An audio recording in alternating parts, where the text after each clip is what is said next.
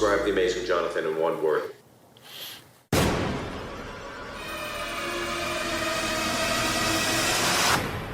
Crazy.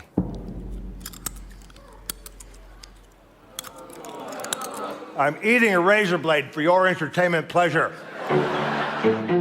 Mostly it was this force of nature coming at you that was like this big steamroller that kept attacking you. Whoa! Oh, God! Oh, God! He takes the worst parts of other magic acts and makes them actually a good part of his. Sometimes magic sounds like tape. Just take the lights all the way down. Magic, it's everything. Magic is my life.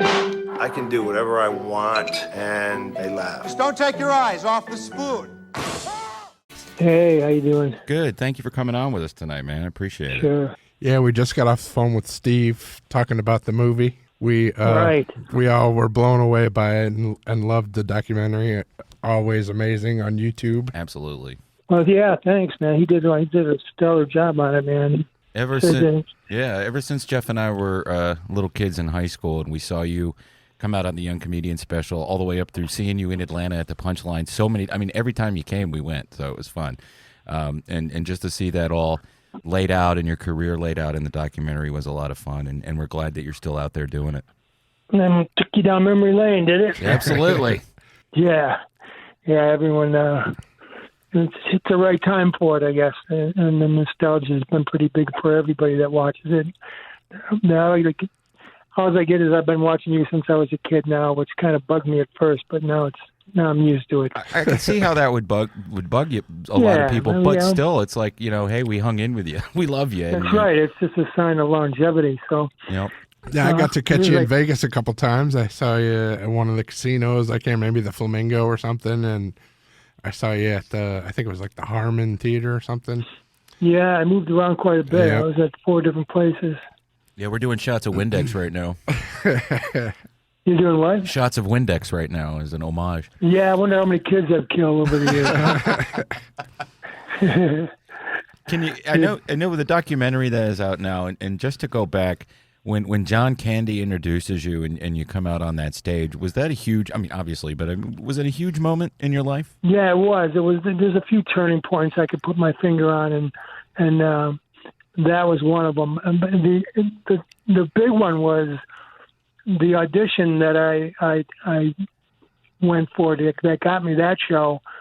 Got me 3 other shows. I've never been to L.A. to do comedy. I always was doing my stuff in San Francisco, but they flew 4 comics in to the Improv to audition for it was a showcase night. So I was picked to be one of the 4 San Francisco representatives, and I just killed that night. And that after I got off stage, I was approached by HBO Young Comedian Special. I was approached by a show called Remember Thick of the Night? Yep. Well, I got Thick of the Night. that. I got David Letterman, and I got what else was it? One other show, but that all came from one audition. Wow. I miss Alan Thicke. I liked. A lot of people thought he was kind of goofy, whatever, but I liked him. I liked that show. You saw a lot of comedians on it, and Richard Belzer was on it, and Charles Fleischer was on it, and it was Gilbert. It was supposed to be the new Carson, is what they told me, and I made the decision. If you played that one, you didn't do Carson, so I made the right choice, didn't I? Yes. One thing in the documentary that they touch on is how Merv Griffin invited you to host a game show after he saw you at do your performance, right? Well, he used me. He saw me do my performance on TV, and then called me up to replace Rip Taylor was doing a show called Red Hot and Rowdy. It was at Merv's casino in Atlantic City at Resorts International, and I replaced him for 2 weeks, and then another 2 weeks, and they held me over all summer long. And when that show closed, he thought of a game show based on my show, and called me up out of the blue and said, "Do you want to do a game show? Well, do you want to host my new game show? It's based on your show." So I didn't really consider myself a game show host type. But when he told me it was based on my show and that it'd be just me, I wouldn't have to memorize stuff, and I wouldn't have to do math basically. So I said, yeah, and then we did a pilot episode for NBC, and they picked it up and did 65 episodes. Yeah, a game show like Ruckus, which I mean was really a while ago, a long time ago. I still think of 1991 and the 90s as it was back in the 80s. Okay, well, I still think of it as last week, because you get older and you think, well, whatever. But it really was visionary compared to what you see on television now. It was. We broke every game show rule that you could break. I mean, we played a different game every day. It wasn't never the same game. We did the Velcro wall first. We did all the kinds of stuff. We actually cheated quite a bit too, and then we had to stop because we got in trouble. People were writing in and complaining, and we were taping quarters to a piece of paper, and we were writing, "Call someone who gives a shit," and sending those out. And Merv caught us for sending those letters out, and we got in trouble. So they came down on us and said the games all have to be fair because we were using twins. We were, do whatever we could do to cheat. We were doing it. Well, to make it more entertaining than just to be the run-of-the-mill kind of game show. Yeah, I mean, we had blocks. You had to stack blocks as high as you could, and I had somebody under my table with a dowel rod pushing a rod through the center of my blocks. I always did one more than they could do. Right. But we had to change the format a little bit, but it was fun to do. I mean, we would write the show 2 days beforehand, and everybody would go out running around trying to find props to build it. And, it did make me a lot of money doing those shows but that's when my agency went bankrupt on me, and Spotlight Entertainment, who had all the great comics at that time, Seinfeld and everybody, went bankrupt, and they took half my money from the game show. They took those checks and spent them all. I had to do half of them for free, which kind of put a drag on the whole thing. Yeah, that's a bummer. But it ties in a little with what I like about your magic. I think you use magic for its one true purpose, which is to fuck with people. Yeah, I mean, just basically I can do anything. If your character is innocent enough or like a little troubled schoolboy, I could get away with shit, man. I could do all kinds. I could basically spit water on people's faces and they would laugh. The stuff I got away with, and I still do get away with. They put up with me because of the character, I guess. It's made you the subject of not one but two documentaries. Yeah, and that weird. The other documentary is coming out on Hulu, and it's up for an Academy Award. It's going to be nominated for one of the films. It's going to be up for an Academy Award. So it's one of the films they're considering for that. I'm actually going to pick up Hulu so I can watch it. I've been steadfastly against Hulu from the beginning. Yeah, he hates The Handmaid's Tale. I just don't want to pay for another thing because I'm already paying for everything. But right. I'm totally willing to do it to see the. You really don't have to. I could send it to you when we're done talking. You can watch it. You can watch it. Seriously, don't buy Hulu because of it. I mean, they paid $2 million for the documentary, so they got their money's worth. Right. But if you want, I can send you the link to it. They gave me a link. I can show people the documentary. That'd be great to see a screener. Yeah, it's pretty cool. I mean, they did. I didn't know how the director Ben was going to pull off the whole thing after running into the documentary, the other crews, but he sure did. He got an ending that was worthy of it going to Sundance. And were the two documentaries shooting at the same time? Yeah, they bumped into each other on the road, right. and there was a whole battle going on between the two. Steve doesn't like talking about that, but Steve did a great job, and he didn't want to be part of the other documentary. And I don't blame him for it, but Ben kind of insisted on it and didn't use his name or anything, but right. But you can tell. But you like the Fire Festival? You got two documentaries. Yeah, right. That's exactly right. You need two documentaries on yourself. Yeah. There's enough material left over for another one. That's how. I'm not being greedy, but seems like I've lived about 6 lives. I've been doing this for so many years. So much shit happens. Are you still doing Jeff, shows? Jeff, you're a comic, right? I work for the Punchline. Where in Atlanta? Yeah, the Punchline in Atlanta. I heard they moved. Yeah, they moved into a diner.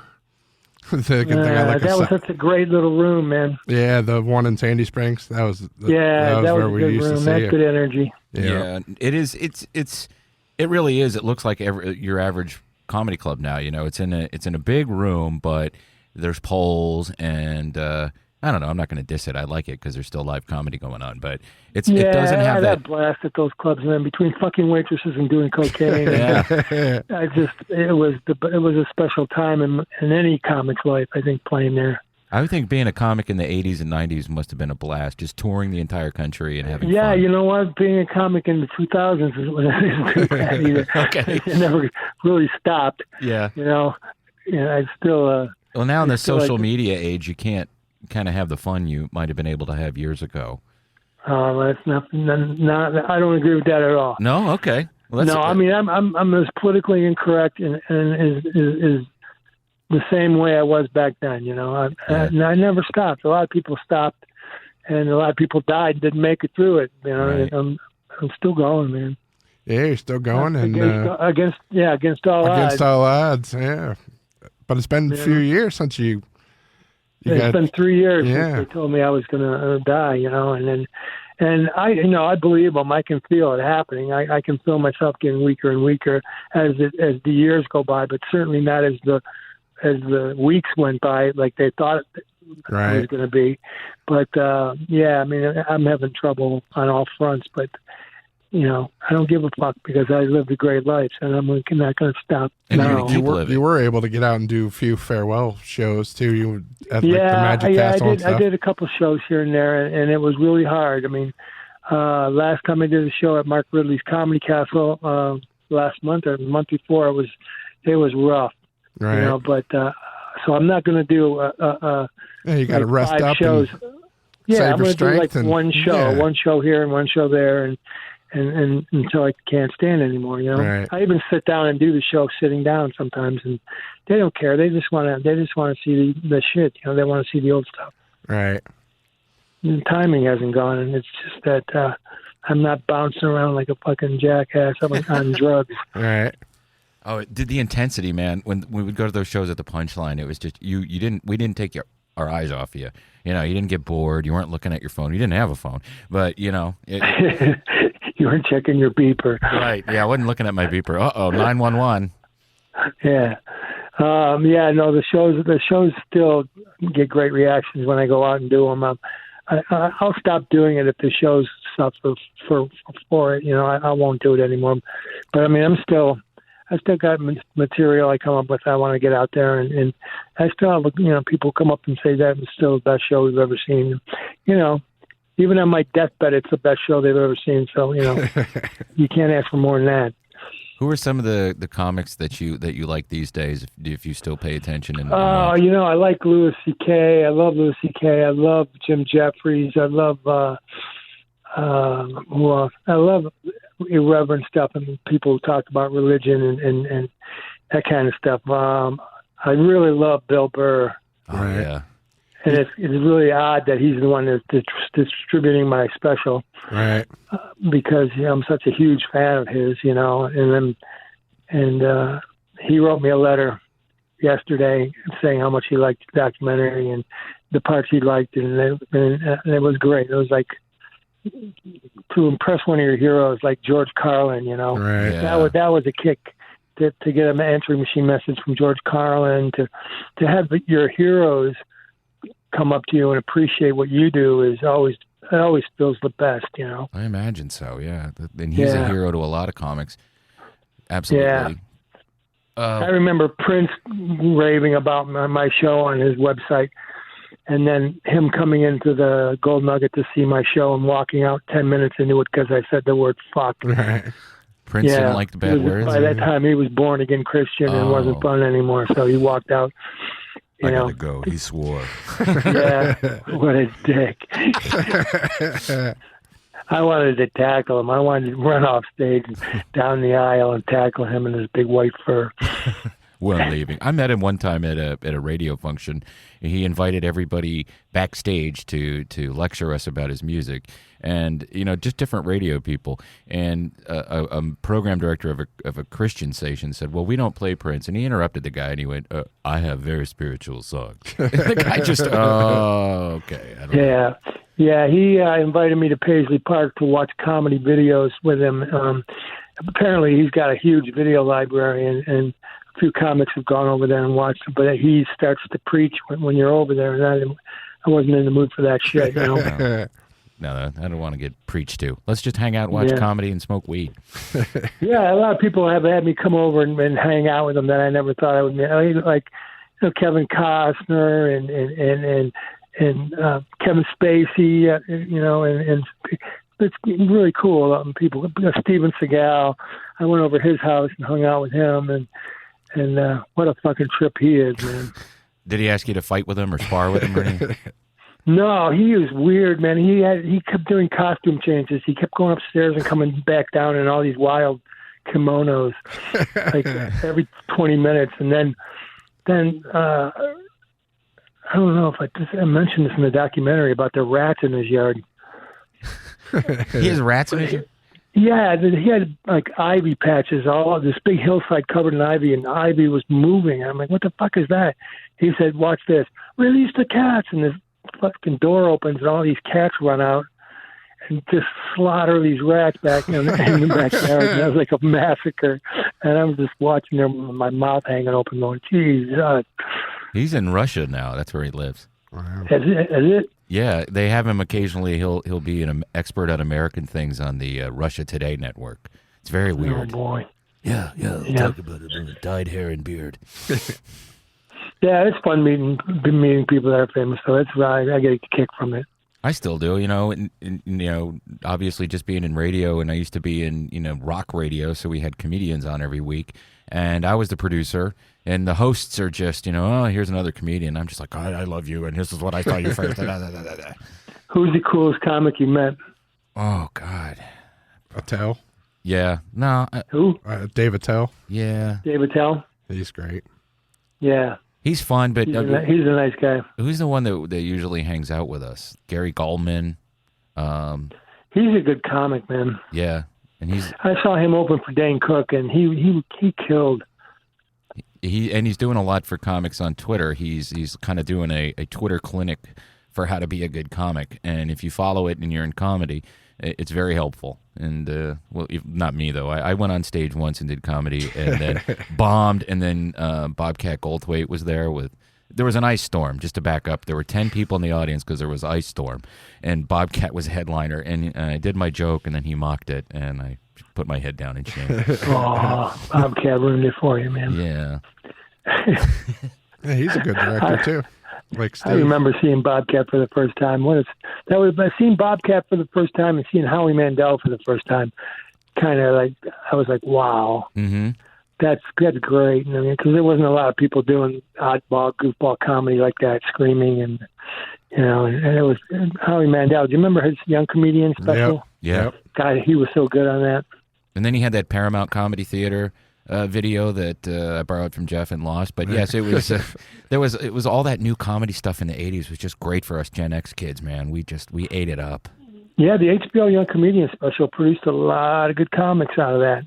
You saw Sam Kinison come out and do his bit. I think the same one that Roseanne debuted on. All right. Yeah, that was the Powerhouse one. That was the 9th annual. I was on the 8th annual. I was on with Bill Maher, Paul Poundstone, Steve Sweeney, Joe Hodgson, and 2 other guys. But a lot of guys got cut from that special, and they like Kenny Rogerson was on that special too. But he got so drunk before the taping they cut him. It was like, fuck, man, how can you do that before a major taping that important? Right. I like to do drugs, but I've never missed a show. Right. I just wanted to tell you that we love the documentary, and you've been such an influence on my life. I mean, I still get my brother with the "you got something on the front of your shirt" thing. Every time I see him, it's goofy, fun shit, man. I like it too. I like doing it, like you like watching it. It's fun to do. And I bust out the "did you blow bubbles when you were a kid" joke every time I can. He got me with that tonight, and I should know better. But I got my wife with it. Man, practical jokes is the best thing of all, man. I love practical jokes, and when I'm not on stage, I'm doing the shit off stage. I'm doing practical jokes, much to the dismay of all my friends and my wife. But I'm really good at doing practical jokes. I will go way the fuck out of my way to achieve what I want.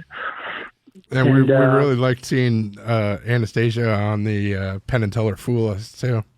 Oh, yeah. She did great on there. She's good.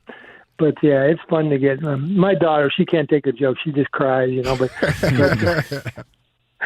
I got her on a shocking deck of cards once, and she cried for about 2.5 hours straight. I figured I'll never try anything else on her. But everybody else is fair game. Well, you'd said earlier that meeting the people that you love and your heroes and stuff, you coming on tonight with us is similar to that, I'm sure, because, like I said, we've been longtime fans, and Jeff and I have known each other since 1979, and we're old. We're both almost 50, so we grew up liking pretty much the same thing. We saw our first stand-up together, which was Steve Landisberg, and then a year later, Robert Klein in this little college town, and after that, it was just the wheels were off. We love comedy. Yeah, I remember Comic Strip Live. That was a good show. Oh, yeah. Yeah, I did that. I think I did that like 30 times. What was it? A&E had Evening at the Improv every night. Yeah, they had Evening in the A-list. Yep. So I remember being on with Mark Maron when he was starting out.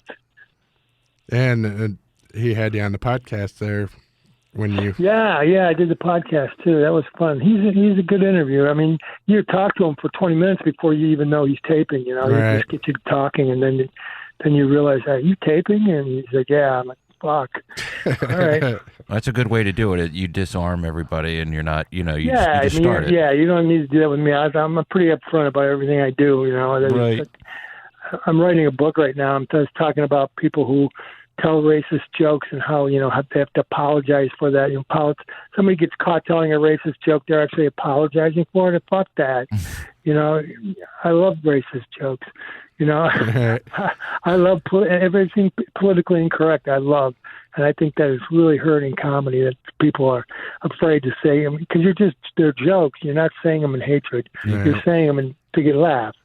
It doesn't matter. It's funny. Like the new Nick DiPaolo special on YouTube. I mean, I was shocked by that, and I'm not shocked usually these days. Well, I didn't see it. What's he doing? Oh, he's doing a lot of. He's one of his jokes was he's talking about the Me Too movement, and he goes, "Okay, so Whoopi Goldberg weighs in on the Me Too. Okay, when's the last time you were in a zoo?" That's the joke. Oh, man. See, I think that a comic should be allowed to say anything he wants because it's out of humor, I mean, you can tell when something's said mean and when something's said to be funny. Right. And this happened to me when Michael Richards called the guy that was heckling him, right? And he called him that, and everybody came down on Michael Richards. Well, I mentioned that I thought Michael Richards was right to do what he did, and that he wasn't clever enough to use that word the way he used it, but he had every right to use that word because the guy was ruining his show. Right. Now, if it was a white guy heckling a black comic, what could the black comic say to the white comic that would cause the kind of reaction that it caused with Michael Richards? There's not a word invented that, and I said that, and then the papers took wind of it, and they wrote a story about that I'm racist, and I'm like, they wanted me to apologize. The Sahara Casino wanted me to write an apology. So I wrote, I'll apologize when black people stop talking in movie theaters, when Chinese people learn how to drive, and when Jews aren't so cheap. That's what I wrote to the paper. There are stereotypes that exist in the world, and this whole generation saying that you can't talk about them in a funny way. That's how we've always dealt with that. You don't hate people. You just say, hey, I do this, you do that, and this is what's funny about it, and this is the human condition. And they can talk about white people, and I don't give a fuck. No, you should be able to talk about anybody as long as, like you said, you're not being mean. It's great. All right. But yeah, I think anything goes, man. I'm from that school, and I'm going to go out that way too. So good. Well, we hope it's not soon. I think you've earned it, and hopefully that's a long, long time in the future. Yeah, hopefully it is. Well, thank you very much for coming on, man. And yeah, take care of yourself, and thank you so much for all the years of If I drop the phone right now, you guys are doing it free. I didn't come back to the phone. Yeah, well, more people would listen to our podcast. No, I appreciate it. All right, guys. Thanks so you much. so much, We're man. looking forward to seeing the Hulu documentary in August. And right now, you can go and watch the Always Amazing doc on YouTube. Yep. Are you on Twitter before you go? Yeah, I'm on Twitter, but I'm not on Twitter. Somebody is on Twitter for me. I don't. That's the only one I don't do myself. I don't really get it. Well, it's fun. You just complain about everything and then get banned. Yeah, right. And Twitter's not. I came in late on the social media train. Right. I just caught the tail end of it. So I got a guy doing a lot of it for me. And is it at Amazing Johnathan? Yeah. Okay. At Amazing Johnathan. Well, check it out anyway, even though it's not Okay, man. Johnathan doing it. Appreciate it, Johnathan. Later, guys. All right. Thanks, man.